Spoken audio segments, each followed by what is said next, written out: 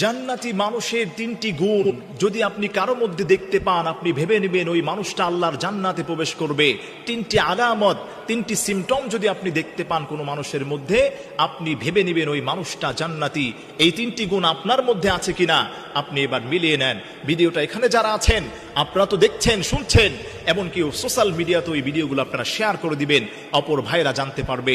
যেই মানুষের মধ্যে তিনটি গুণ থাকবে আল্লাহ তাআলা তাকে জান্নাতি বলে ঘোষণা দিয়েছেন।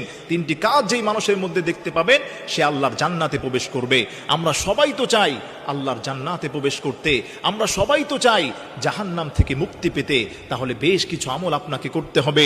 এর মধ্যে তিনটি আলামত যদি কারো মধ্যে দেখতে পান তাহলে বুঝে নেবেন ওই লোকটা আল্লাহর জান্নাতে প্রবেশ করবে। এক নম্বর হলো যেই মানুষটা বেশি বেশি করে ইস্তেগফার করবে, যেই মানুষটা বেশি বেশি করে আল্লাহর কাছে ক্ষমা চাইবে। আস্তাগফিরুল্লাহ আস্তাগফিরুল্লাহ, আমি আল্লাহর কাছে ক্ষমা চাই। আর রুজুউ ইলাল্লাহ, to go back to your lord, আমি আল্লাহর কাছে ফিরে আসতে চাই।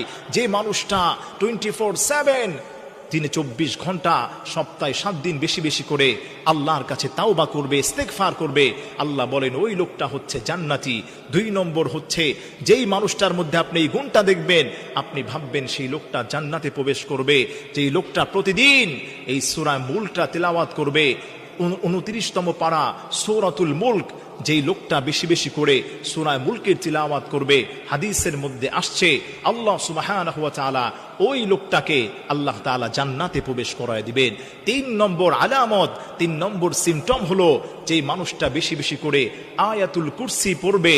মান ক্বারা আয়াতুল কুরসি দুবরা কুল্লি সালাতিন মাকতুবা লাম ইয়ামনাহু মিন দুখুলিল জান্নাতি ইল্লাল মাউত। যেই মানুষটা প্রতিদিন বেশি বেশি করে আয়াতুল কুরসি পাঠ করবে, সকালে যদি কোনো মানুষ আয়াতুল কুরসি পাঠ করতে পারে, সন্ধ্যার আগে যদি তার মৃত্যু হয়ে যায়, আল্লাহ তাআলা তাকে তার এবং জান্নাতে তাকে প্রবেশ করানো শুধু মৃত্যুটাই শুধু বাধা হয়ে যাবে, এছাড়া আর কোনো বাধা তার সামনে থাকবে না।